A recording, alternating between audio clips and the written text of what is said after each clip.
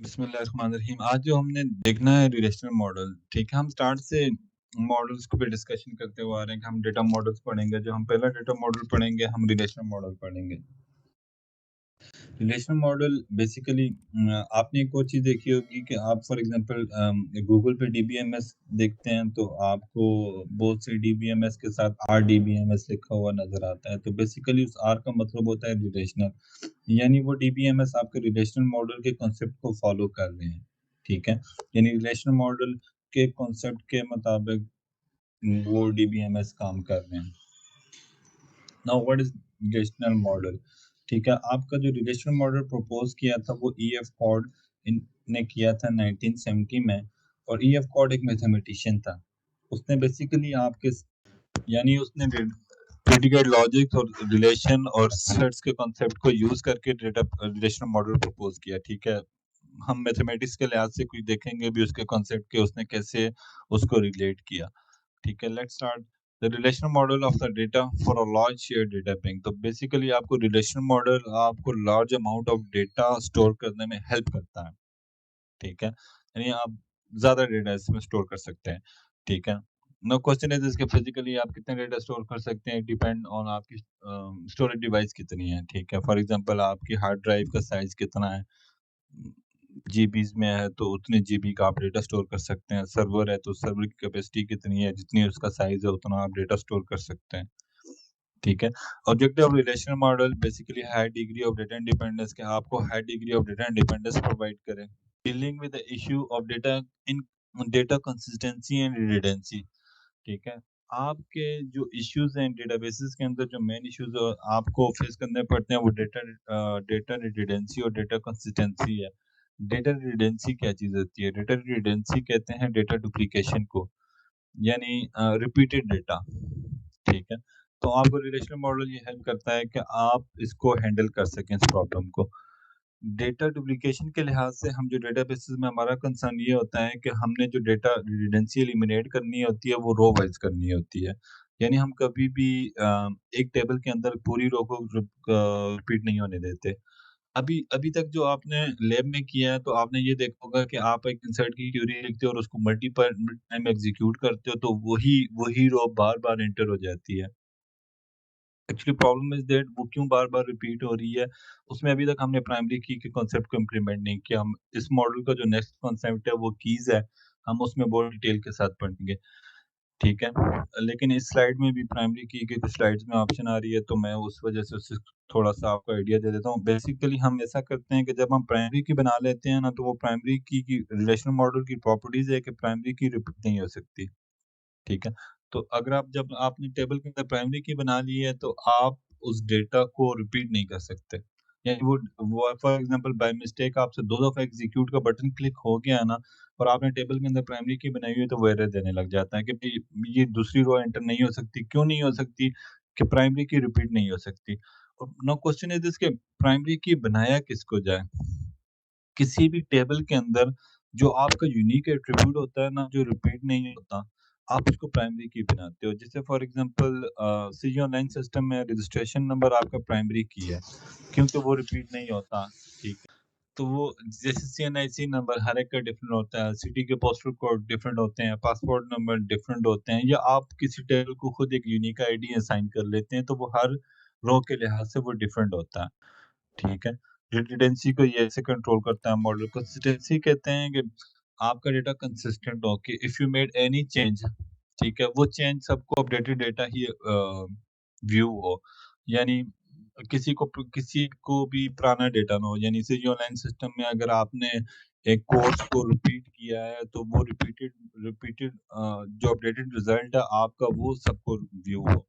अगर basically redundancy या consistency को आपने यानी फॉर एग्जांपल रिडंडेंसी को कैसे मैनेज करते हैं कि फॉर एग्जांपल आपने टेबल बनाया और उसमें प्राइमरी की नहीं बनाई, तो डीबीएमएस उसमें रिडंडेंसी को कंट्रोल नहीं कर सकेगा।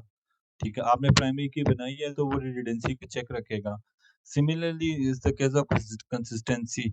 आप जब डीबीएमएस को जब आप कोई भी डेटाबेस बनाते हो तो मॉडलिंग के टाइम पे आप कंसिस्टेंसी पे फोकस करते हो, ठीक है? वो कैसे करते हैं वो आगे जाके हम डिटेल के साथ देखेंगे भी। जब ईआरडी मॉडलिंग करेंगे तो उसको हम चेक भी देखेंगे भी, नॉर्मलाइजेशन के टाइम पे भी देखेंगे। नॉर्मलाइजेशन एक टॉपिक है जो आप फर्स्ट सेशन के बाद पढ़ोगे। लेकिन अगर आपने मॉडलिंग के टाइम पे उसको फोकस नहीं किया तो डीबीएमएस खुद नहीं करेगा। जैसे डीबीएमएस की प्रॉपर्टी में ये चीज़ शामिल है कि जैसे फॉर एग्जांपल इंटीजर में कैरेक्टर वैल्यू नहीं लेनी, ठीक है? ये आपने इंटीजर वैल्यू डिफाइन कर दी तो वो खुद उस पे चेक रखेता है। लेकिन अगर कंसिस्टेंसी के लिए आपको मॉडलिंग के टाइम पे डेटाबेस को मॉडल ही ऐसा करना पड़ेगा कि उसमें इनकंसिस्टेंसी के चांसेस ना हों, ठीक है? जब आप ईआरडी मॉडलिंग पढ़ेंगे तो उस टाइम पे बहुत डिटेल के साथ इसको डिस्कस करेंगे। To enable the expansion of set oriented data manipulation, उसने सेट ओरिएंटेड डेटा मैनिपुलेशन के कॉन्सेप्ट को यूज किया डेटाबेसेस के साथ। आपके पास रिलेशनल डेटाबेस मैनेजमेंट सिस्टम कौन से हैं? ओरेकल है, रिलेशनल डेटाबेस मैनेजमेंट सिस्टम है। माइक्रोसॉफ्ट एसक्यूएल सर्वर जो है आपके पास रिलेशनल डेटाबेस मैनेजमेंट सिस्टम है। माइक्रोसॉफ्ट एक्सेस जो माइक्रोसॉफ्ट ऑफिस के पैकेज में है वो भी आपके पास रिलेशनल डेटाबेस है। माइक्रो विजुअल फॉक्स प्रो हो गया, जे डेटा स्टोर हो गया, आर बेस हो गया, इसके अलावा माई एसक्यूएल सर्वर हो गया, एसक्यूएल लाइट हो गया, फायरबेस हो गया, ये सारे आपके पास रिलेशनल डेटाबेस मैनेजमेंट सिस्टम है। इसके अलावा भी मार्केट में और बहुत से मौजूद हैं, लेकिन मोस्ट फेमस जो हैं वो आपके पास ओरेकल है, एसक्यूएल सर्वर है, माई एसक्यूएल है, यही यूज होते हैं फॉर एंड्रॉइड मोबाइल एप्लीकेशन, ठीक है। नाउ लेट्स सी कि ईएफ कॉर्ड मैथमेटिशियन था, उसने मैथमेटिक्स के कॉन्सेप्ट को कैसे रिलेट किया डेटाबेसेस के कॉन्सेप्ट्स के साथ, ठीक है। Based on the mathematic concept of a relation which is physically represented as a table, उसने बेसिकली रिलेशन, आपने डिस्क्रीट स्ट्रक्चर पढ़ी है ना? Yes sir. Yes sir. इसके स्ट्रक्चर में आपने रिलेशन का कॉन्सेप्ट होगा आपको, ठीक है। तो बेसिकली उसने रिलेशन के कॉन्सेप्ट को यूज किया और आप डेटाबेसेस के साथ उसने ये कहा है कि रिलेशन क्या होता है, सिंपली एक टेबल, जो टेबल होता है वो आपका एक रिलेशन होता है, ठीक है। Called a trained mathematician use terminology taken from the mathematics principles set theory and predicate logic। तो उसने बेसिकली जो कॉन्सेप्ट यूज किए, सेट थ्योरी के यूज किए, ठीक है, रिलेशन के यूज किए और प्रेडिकेट लॉजिक्स के कॉन्सेप्ट को यूज किया इस मॉडल को प्रपोज करने के लिए। इससे पहले बेटा आप कौन सा आप किसी भी डेटाबेस के लिहाज से वर्ड्स यूज करते थे, टेबल यूज करते थे, कॉलम यूज करते थे, ठीक है, रो यूज करते थे। नाउ आप रिलेशनल मॉडल पढ़ने के बाद ना आपको वो टर्मिनोलॉजी टेक्निकल वर्ड्स को यूज करना पड़ेगा, ठीक है। वो टेक्निकल वर्ड देख लेते हैं क्या क्या।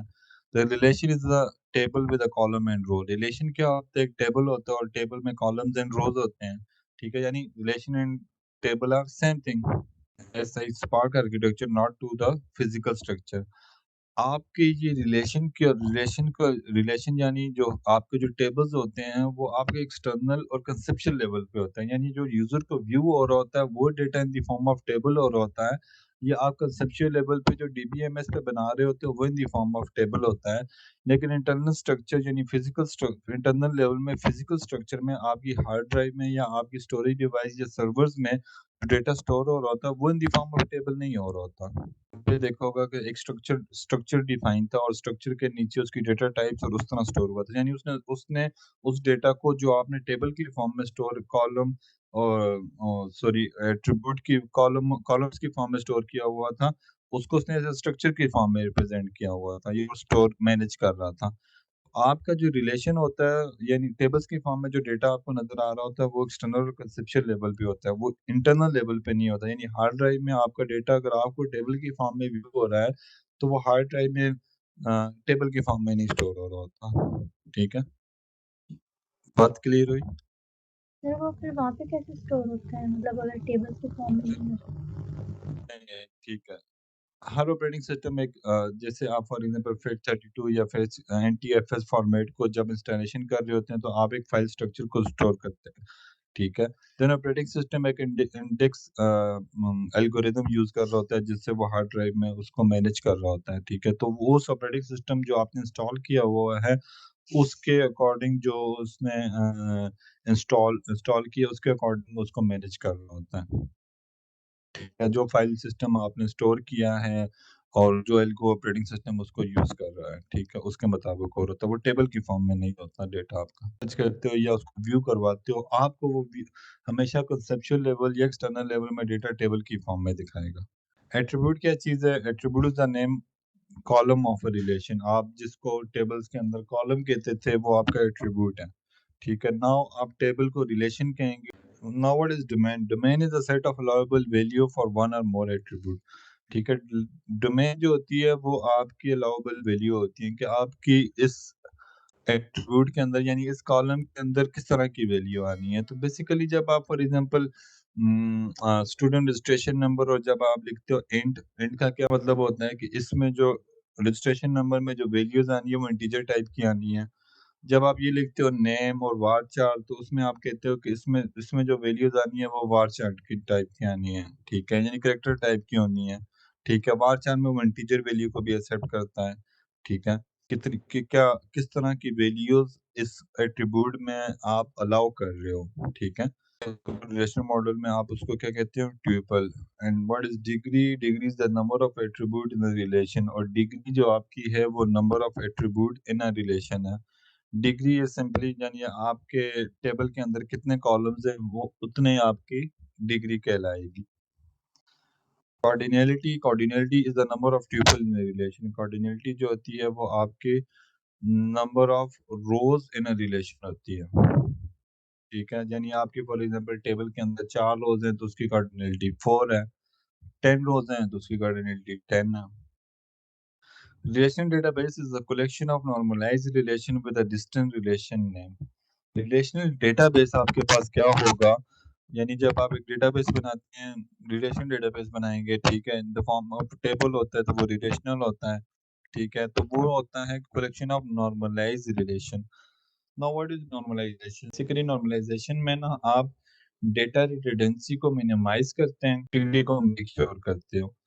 ठीक है, यानी बेसिकली जो आप डेटाबेस जिसको आप डीबीएमएस में इंप्लीमेंट करते हो उसका नॉर्मलाइज होना लाजमी है।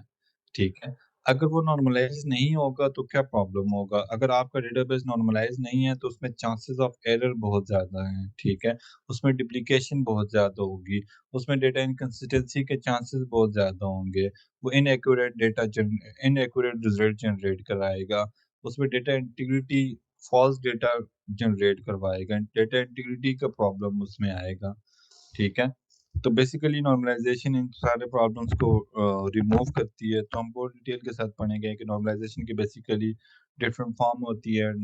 First normal form, second, third, fourth normal form भी होती है जिसको BCNF voice code normal form भी कहा जाता है। और किसी भी रिलेशन को यानी किसी भी डेटाबेस को डीबीएमएस पे इम्प्लीमेंटेशन के लिए फर्स्ट नॉर्मल फॉर्म में होना लाजमी है। ठीक है, अगर कोई टेबल फर्स्ट नॉर्मल फॉर्म में नहीं है तो वो डीबीएमएस में इम्प्लीमेंट ही नहीं हो सकता।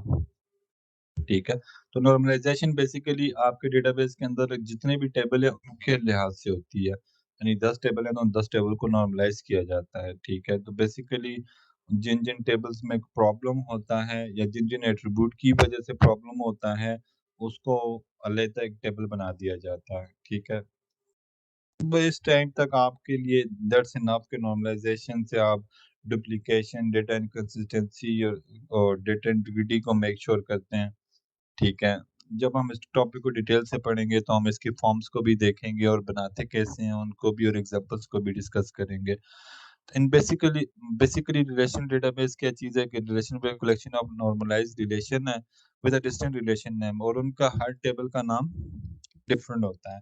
यानी इन सिंपल वर्ड ये पॉइंट ये कह रहा है कि एक डेटाबेस के अंदर आप एक से एक नाम के एक से ज्यादा टेबल नहीं बना सकते। तो डिफरेंट यानी हर एक डेटाबेस के अंदर आपके पास जो जितने भी टेबल्स होंगे उनके नाम डिफरेंट होंगे। ठीक है, इस एग्जांपल को देखें। एग्जांपल में बेसिकली वो आपको ये बता रहा है कि आपके पास रिलेशन ब्रांच के attribute eight eight eight columns हैं, 8 एट्रीब्यूट हैं तो 8 डिग्री होगी। Cardinality is simply tuple in a relation. ठीक है, कि number of tuple, number of rows in a relation आपकी कोऑर्डिनेलिटी होती है इन रिलेशन मॉडल। तो कोऑर्डिनेलिटी कितनी हुई ब्रांच की? 5 नंबर ऑफ रोज हैं। ठीक है, नाउ हियर इस इस डायग्राम में आपको दो चीजें नजर आ रही हैं। फर्स्ट वन इज प्राइमरी की, ये क्या चीज है, और सेकंड थिंग है फॉरेन की, ये क्या चीज है। ठीक है, तो बेटा प्राइमरी की और फॉरेन की का कंसेप्ट हमारे रिलेशनल मॉडल का जो नेक्स्ट लेक्चर है, ठीक है, हम उसमें कीज को देखेंगे। ठीक है, इन सिंपल वर्ड आपको आसान अल्फाज में ये बता देता हूँ कि प्राइमरी की जो होती है वो आपकी यूनिक एट्रीब्यूट होती है। यानी आपने अपने टेबल के अंदर ऐसे एट्रिब्यूट को प्राइमरी की बनाना होता है जो यूनिक हो, जिसकी वैल्यू रिपीट ना हो, ठीक है? यानी फॉर एग्ज़ाम्पल यहाँ पे जो ब्रांच नंबर को बनाया गया है, ठीक है? ब्रांच नंबर किसी भी ब्रांच का जो कोड होता है वो किसी पूरे मुल्क में अगर उसकी मल्टीपल ब्रांचेज़ हैं, तो हर ब्रांच का एक डिफरेंट कोड होता है, ठीक है? तो यानी आपने एक टेबल में उसको बनाना होता है जो यूनिक हो। ठीक है, ये डुप्लीकेशन को कंट्रोल करने में आपके रिलेशनल मॉडल में जो पॉइंट था ना कि हर रो कोई भी रो डुप्लीकेट नहीं हो सकती, कंप्लीट रो, तो ये प्राइमरी की आप ये फैसिलिटी प्रोवाइड करती है कि आपकी डुप्लीकेट रो ना हो। क्लिक भी कर दिया ना तो वो एरर देगा। क्यों एरर देगा? क्योंकि प्राइमरी की डेफिनेशन में ये बात है, डीबीएमएस में ऑलरेडी उसकी लाइब्रेरी में स्टोर है कि भाई ये रो प्राइमरी की रिपीट नहीं हो सकती। नाम, आपका सिटी, आपका बेच, आपका सेक्शन, आपका कोर्स, ये सब सेम हो सकते हैं, लेकिन आपका रजिस्ट्रेशन नंबर किसी और स्टूडेंट को नहीं मिल सकता। देन फॉरेन की बेसिकली हम रिलेशन के लिए यूज़ करते हैं। फॉरेन की डेफिनेशन एक ये है कि सिंपली वो किसी और टेबल की प्राइमरी की होती है। जैसे फॉर एग्ज़ाम्पल यहाँ पे देखें तो ये ब्रांच नंबर प्राइमरी की है ब्रांच के टेबल में और ये यहाँ पे एज़ अ फॉरेन की यूज़ हो रही है, ठीक है?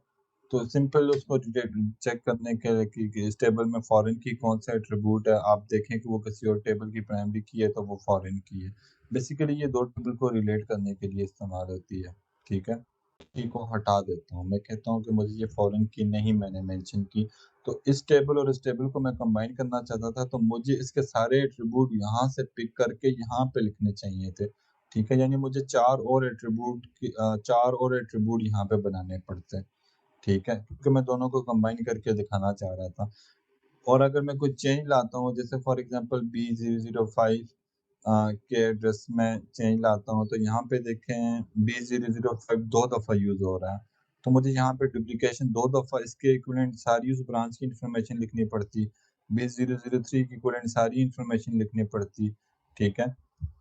तो डुप्लीकेशन यानी मैं डुप्लीकेशन को बढ़ाता जाता, लेकिन अब मुझे उस चीज़ का कोई ज़रूरत नहीं है, मेरी डुप्लीकेशन कंट्रोल में रहेगी, ठीक है?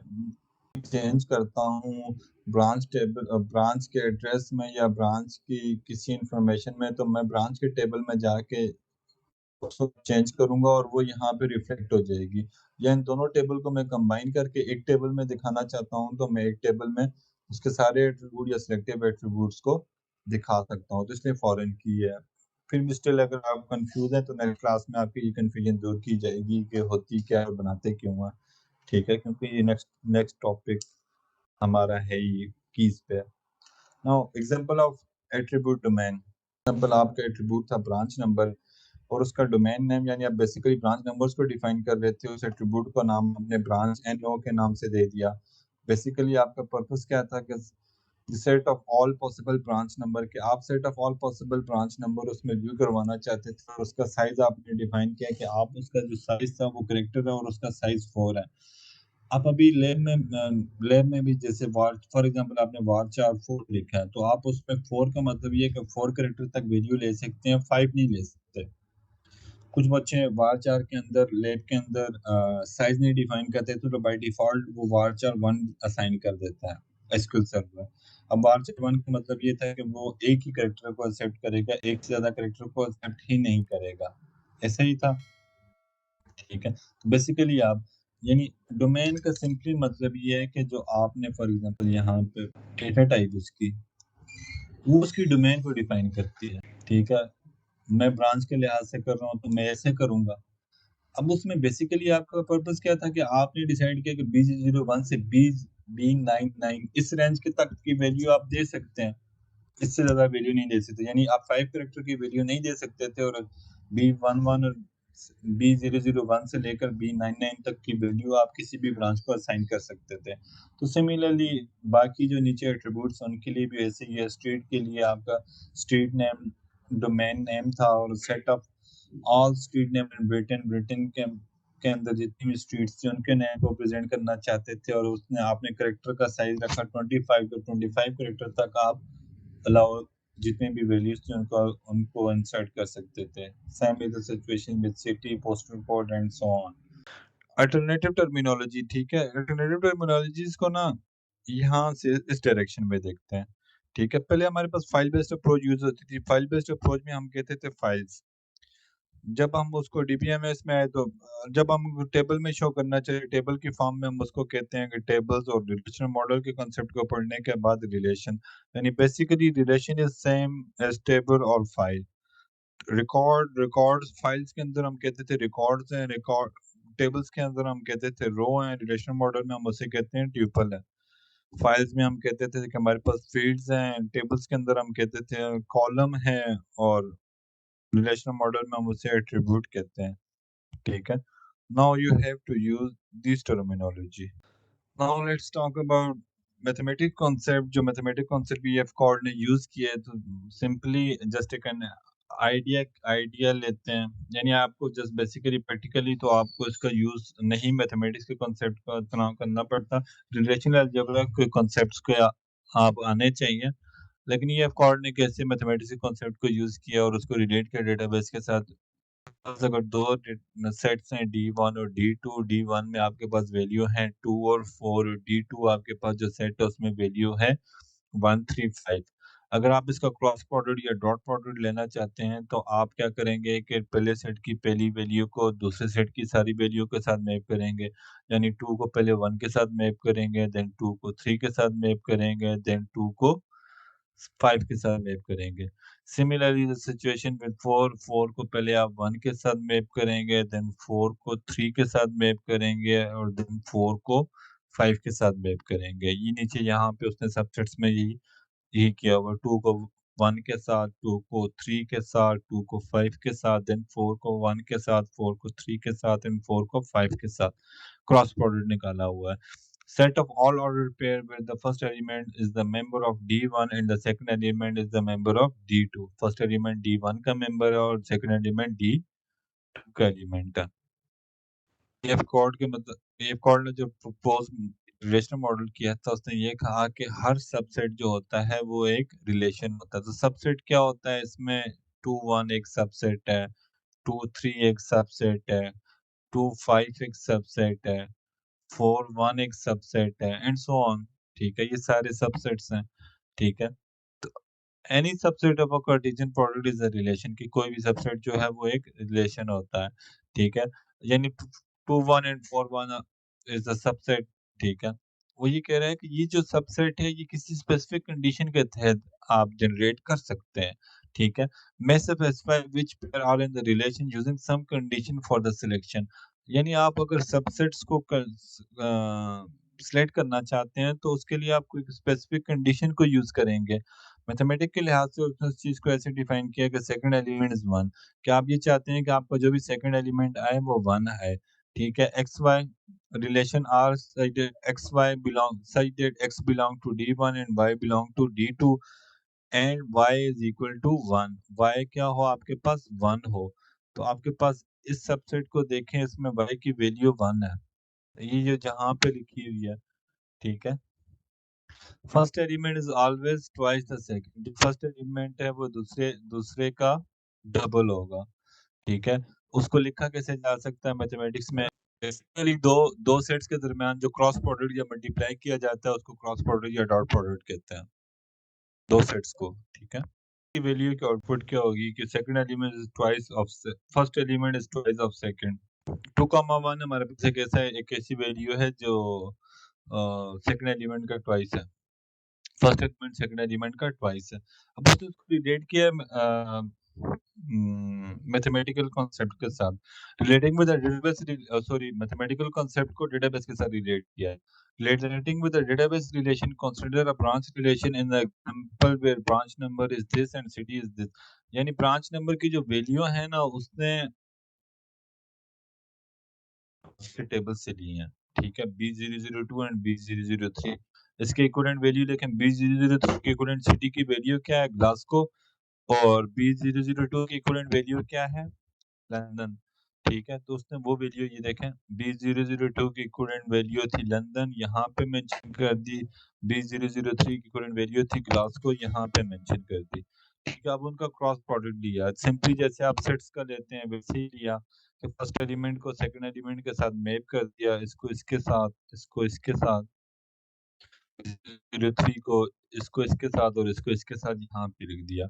Any subset of a Cartesian product is a relation. वो कह रहा है कि हर सबसेट एक रिलेशन है, यानी ये एक रिलेशन है, ये दूसरा रिलेशन है, ये तीसरा रिलेशन है, ये चौथा रिलेशन है। ठीक है, बेसिकली वो एक जनरल फार्मूले की तरफ जा रहा है कि आप दो सेट्स का कार्टेशियन प्रोडक्ट ले सकते हो, तो दो से ज्यादा का भी ले सकते हो, मल्टीपल का भी ले सकते हो। ठीक है, यानी अगर आपने तीन सेट्स का अगर कार्टेशियन प्रोडक्ट लेना है तो उसमें आप कैसे करते हैं कि first element of first set map with the second, first element of second set और first element of third set.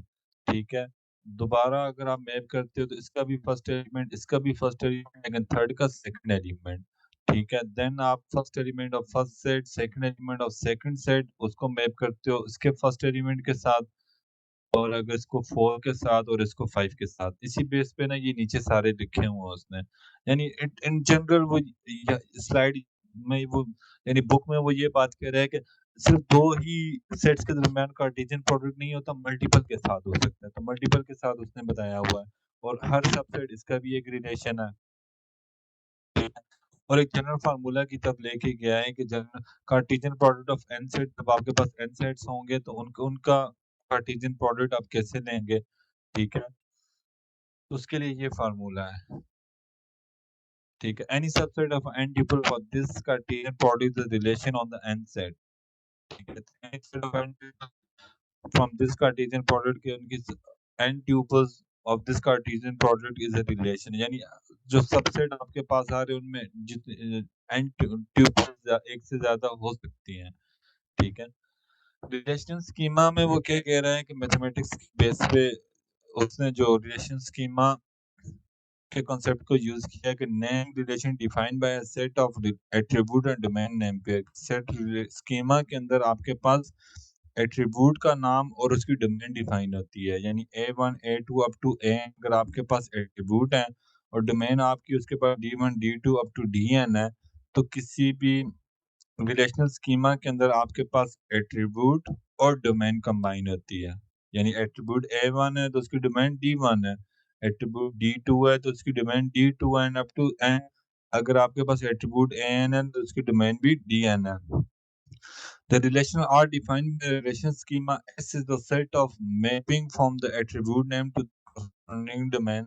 Thus the relation R is a set of n tuple। वो ये कह रहा है कि आपके इक्विवेलेंट, यानी फॉर एग्जांपल मैं क्लियर करता हूँ कि फॉर एग्जांपल आप कहते हो तो A1 होगी और डोमेन आपने उसको डिफाइन किया इंटीजर, जो आप 1 लिखते हो ना, that is this is small d1।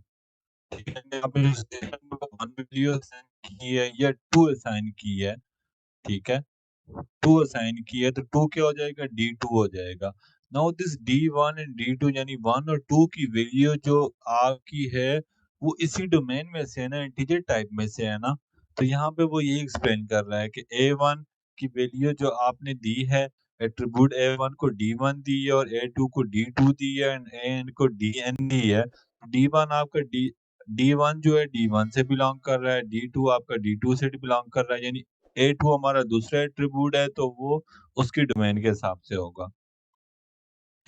Schema के अंदर ब्रांच में आपके पास ब्रांच नंबर था, ब्रांच नंबर एट्रीब्यूट से आपने उसकी डोमेन डिफाइन की हुई थी ब्रांच नंबर। ठीक है, स्ट्रीट नंबर से आपने उसकी डोमेन डिफाइन की हुई थी स्ट्रीट नेम, सिटी से आपने उसकी डोमेन डिफाइन की हुई थी सिटी नेम, पोस्टल कोड से पोस्टल कोड। अगर आपको याद नहीं है तो इस टेबल के लिहाज से वो बात कर रहा है, ब्रांच नंबर एट्रीब्यूट है और उसकी ब्रांच नेम डोमेन नेम आपकी ब्रांच नंबर है, इसी लिहाज से वो बाकी भी बता रहा है।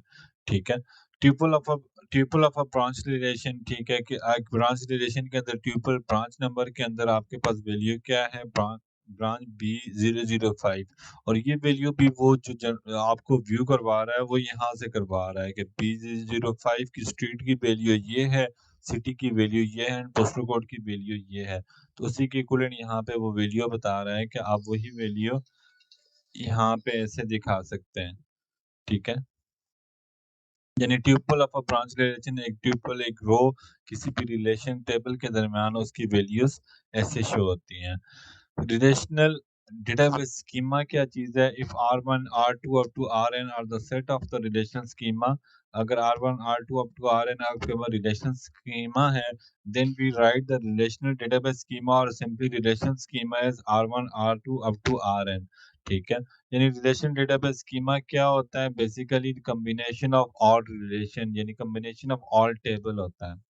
ठीक है, जितने भी मैथमेटिक्स के कुछ कॉन्सेप्ट्स हमने देखे हैं, ये बेसिकली मैथमेटिक्स के कॉन्सेप्ट उसने यूज किए रिलेशनल मॉडल को प्रपोज करने के लिए, लेकिन प्रैक्टिकली ये ऑलरेडी इम्प्लीमेंटेड है। ठीक है, हम अगर R relational database management system की बात करते हैं, तो ऐसे डेटाबेस मैनेजमेंट सिस्टम जो रिलेशनल मॉडल को फॉलो कर रहा है, तो वो ऑलरेडी इसी इन्हीं कॉन्सेप्ट्स को यूज कर रहा है।